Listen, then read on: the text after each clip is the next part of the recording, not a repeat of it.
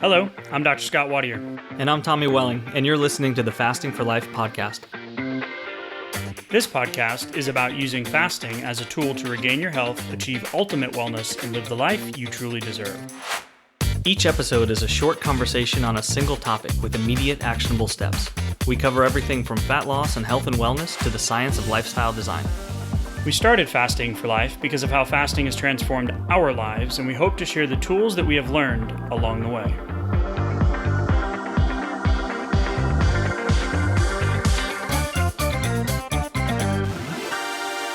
Hey everyone, welcome to the Fasting for Life podcast. My name is Dr. Scott Wadier, and I'm here, as always, with my good friend and colleague, Tommy Welling. Happy New Year to you, sir, and good afternoon. Changing the introduction, the awe on your face was like, what? How you doing, man? Happy New Year. Yeah, Happy New Year. I'm doing great. How are you? Doing fantastic. Everybody listening in, welcome to 2024 and the Fasting for Life podcast. We have so many incredible things in store and in the works for you and for us and for programs and this podcast coming up this year that we are just incredibly excited to start rolling that stuff out as we hit the ground running, coming off of a very successful challenge with just incredible results out of the middle of the holiday season. Oh, yeah. So much positive feedback. I just want to give everybody a shout out that's been doing the work. So if you're a new listener, welcome in. If you're an OG, you've been part of the Fasting for Life family or the Fasting for Life lifestyle for a while now. No matter where you are, beginner to expert, beginning of your journey, you're rocking the maintenance fasting lifestyle.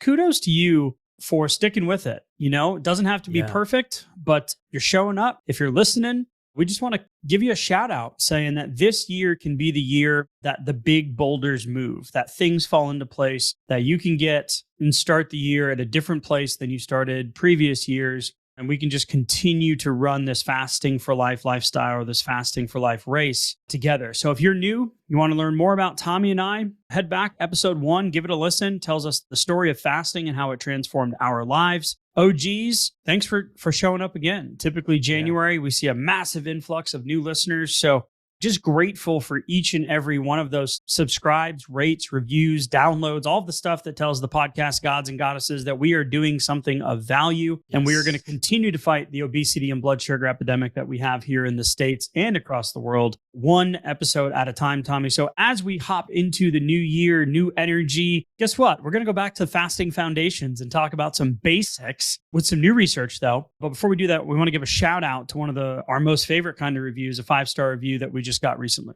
Yeah, absolutely. Love these. And Ed in Jacksonville, Florida, 5 stars, said, wonderful podcast. Scott and Tommy, you do an excellent job with this topic. There's so many podcasts. Yeah, thank you. There are so many podcasts on fasting. This is by far the best. Thank you. These guys clearly put in the work to ensure they deliver a clear and concise product. Much appreciated. Ed also goes on to say that he travels long haul for work, recently made a long trip and did that a little bit differently this time. Just water, black coffee, a few LMNT packets, and until I got to the hotel and had a nice dinner. And this worked extremely well. Less jet lag, no intestinal issues, mental clarity, and just feeling different. So congrats, Ed. That's awesome. Glad you're finding things to make your fasting lifestyle stick, even when you're doing those long travel bouts. So keep up the good work. And thank you again for the review. Yeah, absolutely, man. Well done. Long hauler, right? I mean, that's right. My complexity on a day-to-day basis does not equal yours, sir. So Good job. Shout out to LMNT as well. You can head to the show notes if you want to get a free sample pack with any order that you place. He mentioned LMNTs. Elements is what normal people call them, but I always have to explain what they are. So I've gotten into the bad habit of selling LMNT. They're elements. They're incredible. Yeah. They're part of my routine as well. Yep. All right, Tommy, let's get into today's episode about fasting foundations and things that we can do. We want to really focus on setting this year off with intentionality, right? So last week, we talked about the statistics, like a little mini state of the union when it comes to blood sugar and, diabetes and the massive undiagnosed amount of people that are out there.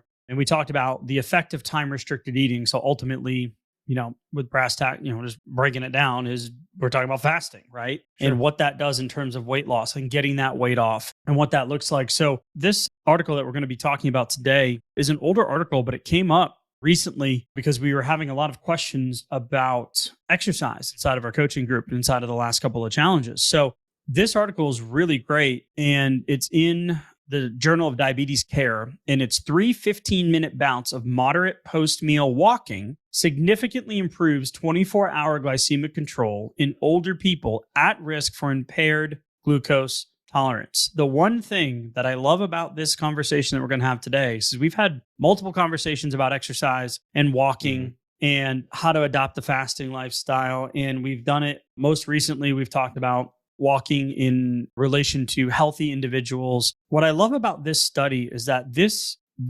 data that comes out of this is in the demographic that needs it the most, that are the ones that are at the highest risk or do already have those elevated blood sugar numbers, right? But they're not on blood sugar lowering medications, right? Yeah. So this is a undiagnosed, we talked about last episode, the approximately 80 million Americans that are undiagnosed pre-diabetics. This is a look beneath the hood, right? This is a, hey, what's moving the needle that I don't necessarily see on my 6-month blood work or on my, my day-to-day, how I'm kind of feeling. We want to really tap into that 1% better, that law of compounding, the magic of tiny habits, right? Because with fasting, a lot of folks can't just come to fasting and just, not eat for 3 days, right? Like that's not sustainable. We want to begin with the end in mind. So I love the conversation today because this is going to be, it's really cool. It affirms what we already knew and what we've talked about, but it's in a category of folks that really need it. So if it works in this group, guess what? It can work in prevention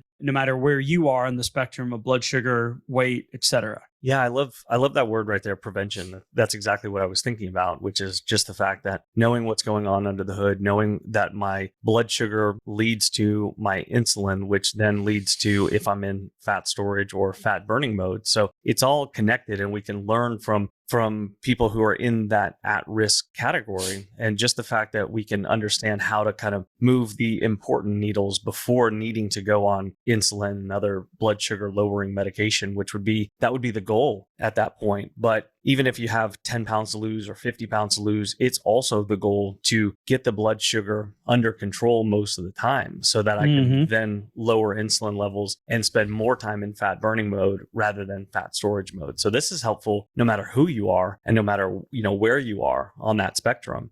I like this because I haven't seen any other studies that broke down post-meal walking and actually looking at when and how to break that down for the most efficient use of your time and for the benefits of what's actually going on with your blood sugar, like how to optimize that process, which is really cool because I don't like to feel like I might be wasting my time because, you only have so many hours each day, and I don't want to just be walking around for no particular reason, or I'd like to know that I'm getting the biggest bang for my buck, the biggest ROI, biggest return on that time that I'm spending. Kind of reminds me of fasting, right? You're getting the biggest bang for your buck. You're getting all the physiological benefits. You're in a deficit. You're balancing out those hunger cues, right? So the importance of the blood sugar control is that, if we can get that area under the curve, right? So your blood sugar spikes, just think of like a bell curve. If you shaded in that area under that curve, that's what we call area under the curve, where blood sugar is elevated, which then means insulin will be elevated, which then means you can't tap into the fat burning. That leads to bouts of fatigue and hunger and craving cycles. And we've done episodes recently on, hunger hormones and fasting with ADF, et cetera. So what I love about this is that this is doable for anybody because of the population it was tested in, meaning when you think about losing weight or getting healthy, right? Especially this time of year, new year, new you resolutions, right? Let's go. Eat less, move more is still pretty rampant, right? Calories in, calories out, still pretty rampant, right? Well, get tracking and get working. So, all right, well, I guess I got to work out 5 days a week. I guess I got to, get on that cardio machine again and burn those calories, right? Join a gym. Yeah. Join a gym. Oh gosh, gyms make most of their money in the first quarter of the year, right? The most signups, and then they're a ghost town by February. So, well, most of the new folks, I should say. So what I love about this is that we're going to be looking at the most bang for your buck, right? So I'm just going to start by saying this. I really don't enjoy taking walks. My wife and I are different. Like one of the things that she would love to do, and which means we'll be doing it soon, is taking nightly walks with the family. So we've got 3 kids under 7. So the idea of me going on a walk right now is I'm carrying some riding device. I've got one kid in one arm, another kid that skinned a knee, and a third one that's off, chasing a dog down the green area, right? And I'm like, no, this is not fun, right? So now that our little one is getting older, I can actually envision that this is going to become a real thing because my wife loves walks. I'm not a big walker, right? I'm more of like a let me go lift some weights and no pain, no gain for the biggest bang for my buck. Right. The reality, that didn't really move the needle. So when we look at this walking, when we're looking at this group or the study, they were looking at the difference between one large 45-minute bout of sustained walking versus at different times of day versus 3 post-meal 15-minute bouts of walking. Okay. So I like to call this chunking. So if you said to me, hey, go take a 15-minute walk versus, hey, go walk for an hour, me getting up to go and walk, and I'm not saying it's difficult, but I just don't enjoy it. Right? Yeah. Like I've learned to enjoy it. I'll put in a podcast. I'll be in my thoughts. I'll listen to music, things that boost dopamine, sunlight. I'm going to look forward to. Yeah. It's not like a version of self-care for me. I do it with a very specific outcome. It's like, okay, I know this is good for me, right? So breaking it up into smaller bouts for me makes it more digestible. And if you are in a higher BMI category and you have joint pain, or if you do get out of breath easily, then 15 minutes, like most of us can do 15 minutes, right? Yeah, for sure. And the cool thing is here that I would like to extrapolate the situation from 3 meals a day. And that's why they chose that for the experimental group.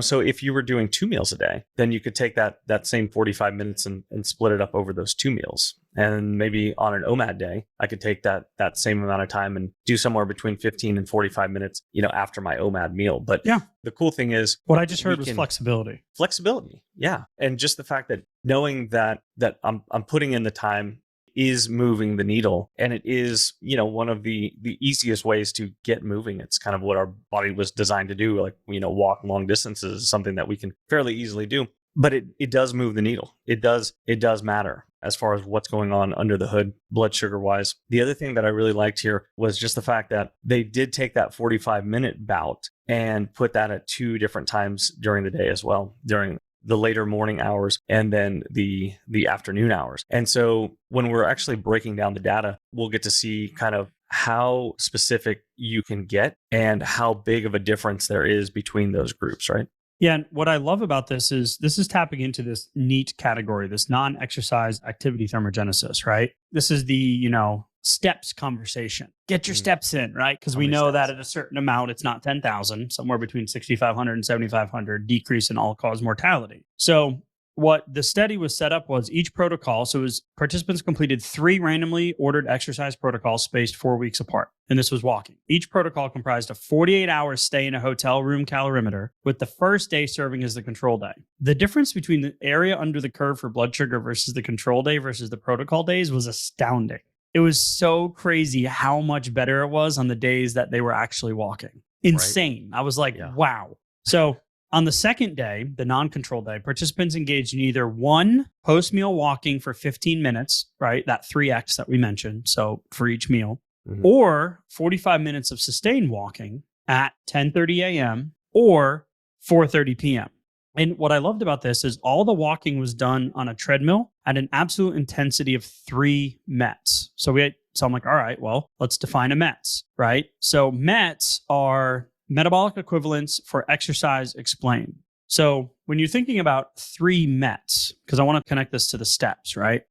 We're talking about like a casual game of volleyball, right? Okay. So you hit the ball, somebody hits the ball back, you take a few steps, you swipe, you miss, right? Somebody goes and picks up the ball, you throw it back, you rotate, you serve, maybe you get a couple volleys going. Yeah. Where you're not running around playing, beach volleyball, or you're not out there sprinting, right? So soccer is like 10 METs, right? Okay. So it's like 300 to 370 calories burned per 30 minutes, where this 3.0 METs is really, like a casual, it's not high intensity is what I'm getting at. Okay. So it's walking, we're probably a 20-minute mile, somewhere around there, just kind of your standard walking. And, all 3 of the groups were also probably right around 4,500 steps was another thing that I like to kind of equilibrate this with some of our other conversations about the step. Because people talk a lot about steps. Yeah, that's a good point, right? So it's about 3 miles per hour is about 3.5 METs. So it's a little less than a 3.0 mile per hour walk, right? So about 4,500 total steps broken up either into 1,500 steps per 15-minute interval, or all at once having that 45-minute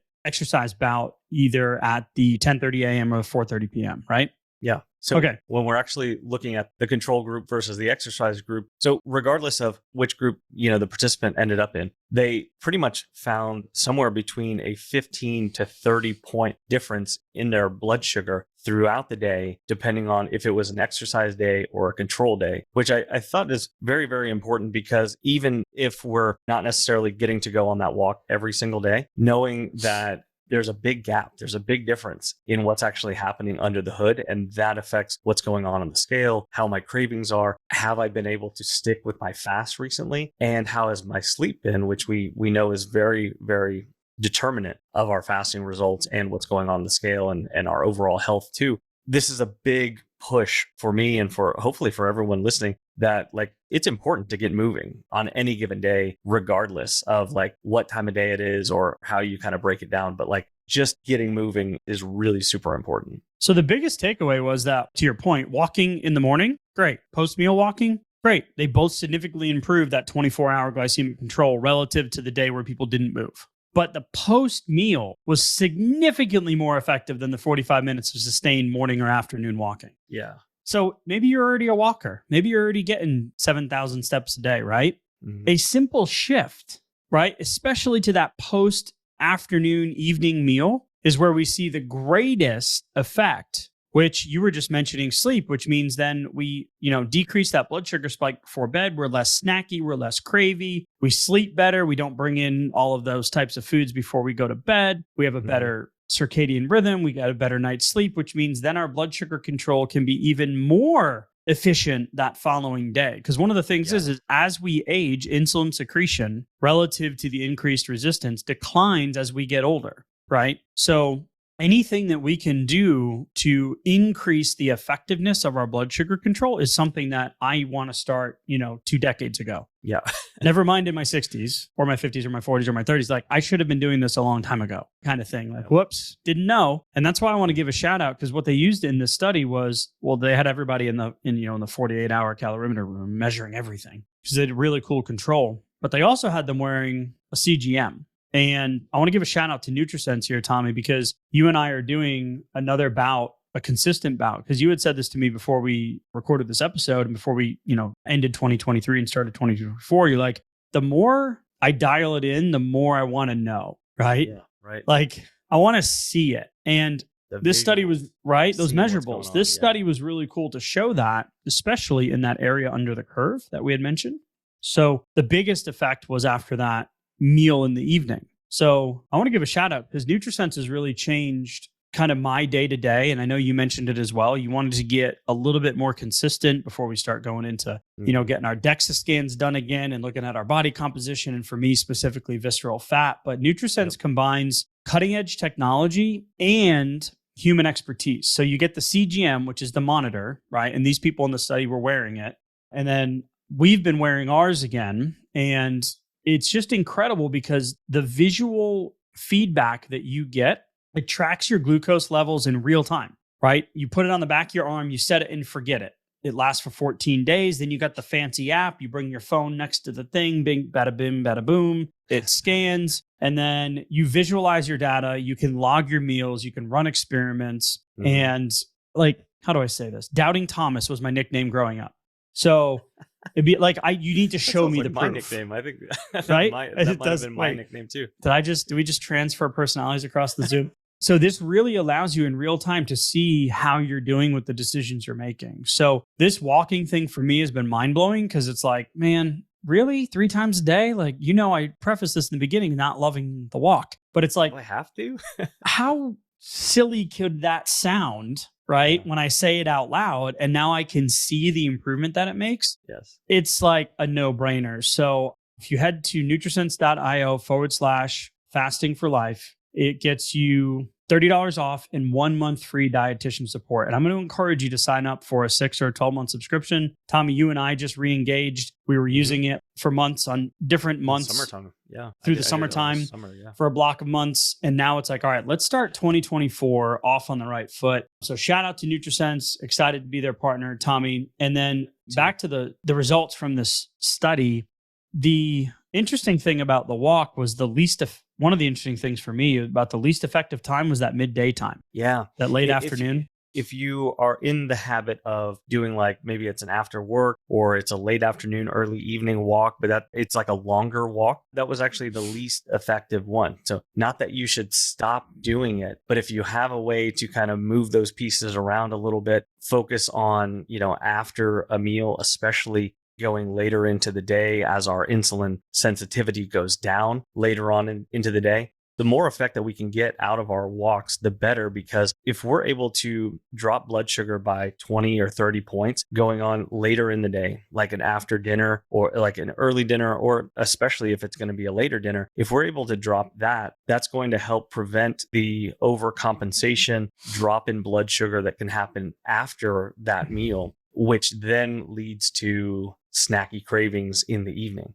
which that can be very, very problematic, can make it hard to close an eating window, can even make it hard to actually consistently hit OMAD, like one meal a day, because then OMAD becomes like a slippery slope or, an evening time window that can be very difficult to kind of, pull the brakes on. So, just that intentionality that leads to better habits, better decision making, and a little easier time sticking to my fast means tomorrow is going to be easier too. And tonight's sleep is going to be better too. It's going to be more restful, more recovery, which means better metabolic flexibility tomorrow. These are all like links in the chain that are helped to lead to better results. Yeah, if we started the conversation today with setting off simple things that we can get behind for this year, not the New Year's resolutions, I'm going to work out 6 days a week. I'm going to, train. I'm going to remove all the things I love. I'm just going to do long fasts until I hit my goal. Yeah. Whatever we fall into that weight loss. Try to change everything. Yeah, we just try to blow it all up and start over because the calendar told us that we should have this newfound motivation because of how we perceive the holiday season went, right? Maybe the scale is not your friend right now, or maybe you were able to get some massive momentum, which we're hoping for most of you to start the year off. These are the simple things. These are the tiny habits, right? These are the 1% better things every day. I just remember being at a CEU event once and listening to a speaker from stage tell a story about this client that lost and regained 75 pounds multiple times. We're talking like multiple times. I don't remember if it was 5 or 6 times, but he's lost, like 1 year he'll lose it, the next year he'll gain it, 1 year he'll use it, almost for a decade, right? And this speaker was talking about, okay, we need to do some rewiring here, right? Foundational habits. We need to rewire. And really, before we add in a new thing, we need to really make sure that we've rewired the foundation. Because what will happen with habits is people will start stacking their habits. And one of the habits isn't really become a habit yet, right? It's still kind of like the new thing while motivation is high, right? Again, January resolution season. But what he had him do, because when this guy did it, he would lose the 75 pounds. He'd commit, he'd lose it, and then it would slowly start to come back. So instead of having him go to the gym and work out right from the get-go, literally for the first 90 days, he had him lay out his gym clothes, change, go to the gym, pre-workout, coffee, whatever it was, drive to the gym, show up, walk into the gym, go to the water fountain, fill his container with water, drink some water, turn around and walk out and go home. And I'm sitting in the CEU going, there's no way. Right. And what it was doing is it was rewiring that dopamine reward system. Because he was going and putting in all this time, effort, and energy, but then it wasn't sticking. It wasn't becoming part of his subconscious values. It was just, this is what I do to lose the weight, right? Not just, this is something that I do because, right? So I love this idea that we can, instead of, trying to change everything at once, New Year's resolution season, let me push my fasting. Let me restrict my food. Let me work out harder. Let me strive more. I'm not saying don't set goals and don't go walk them out. But this study really shows that by chunking and by breaking it down into simpler, sustainable pieces, and especially I started today saying I don't love walking, but it's been really cool to see by sticking with this, how much more I enjoy it and how much simpler it is. And I know that I'm getting the most bang for my buck because it literally is shown in the data. Yeah, that's awesome. Prove it to me, Doubting Thomas. Yes. Speaking of showing it to you, click the link in the show notes so that you can see the visual of what these glucose spikes look like. Because the one that stuck out the most to me is the 6 p.m. meal. And you have this up to 70-point Oh, I forgot to mention that, right? So break that down a little bit. Okay. So like the biggest spike throughout the day is going to be typically the post-dinner spike. Okay. And all of these participants were pretty much following like a standard American diet. It was roughly half carbohydrate, maybe 30% fat, and then the rest protein. So not what we recommend. Yeah, right. But it even works. We get it. Yeah, exactly. It works in this group. It can work in the other group too. It's not optimal for sure, but it is pretty standard, pretty average. So, but after the 6 p.m. meal, the third arrow that's along the x-axis there, you can see this roughly a 70-point blood sugar spike. But the highest one is in the group that only walked at 4:30 p.m. for 45 minutes every single day. They had the highest spike, and about 35 points below that was the group that was walking 15 minutes after each meal 3 times in a day, which is crazy on the visual. I mean, that's going to be a much bigger difference. That's going to be a huge difference an hour or two later as far as sticking to my fast, or do I feel the cravings like kind of sneaking up on me, those later night cravings. So, and then you can add to that too, while you're in the show notes, click to get the blueprint to fasting for fat loss, because it's going to help you accelerate this process, get your fasting habits in line with your walking regimen or your exercise regimen, whatever it is that you're focused on right now, so that you can, kind of put the pieces in place and get some consistency going into this new year. Yeah, for sure. So the visual is so powerful. And what I just heard there, Tommy, as we wrap up was, if you are doing the pre-dinner walk, move it to post-dinner. If you're doing the morning walk, break it up and, do it post your fasting. But if you're looking for fasting guidance, we got that too. Head to the show notes, click the link, download the blueprint to fasting for fat loss. It's a free 20-page PDF. It gives you some of the who, what, when, where, and why. It gives you some fasting schedules. And then you combine this, hey, after you eat, go for a walk. Absolutely so simple, so life-changing. This coming from the anti-walking guy. I would rather go pump some iron, torture myself on a Peloton or a Concept 2 rower or skier, some Zone 2 training myself to death, or lifting weights. But I can say that it's been really cool to see the changes in, just the way I think about it, the way I feel about it. But ultimately, we know under the hood, it's really moved the needle. So as we continue to build on the foundations for 2024, I'm excited. We've got a ton of cool stuff planned for this year. Head to the show notes, click the link, download the blueprint to fasting for fat loss. You can also head to the Facebook community, where we consistently break the 2 rules of fasting, which is don't talk about fasting and don't talk about fasting. Tommy, as always, appreciate the conversation. We'll talk soon. Thank you. Bye. So you've heard today's episode, and you may be wondering, where do I start? Head on over to thefastingforlife.com and sign up for our newsletter, where you'll receive fasting tips and strategies to maximize results and fit fasting into your day-to-day life. While you're there, download your free Fast Start guide to get started today. Don't forget to subscribe on iTunes, Spotify, or wherever you get your podcasts. Make sure to leave us a 5-star review, and we'll be back next week with another episode of Fasting for Life.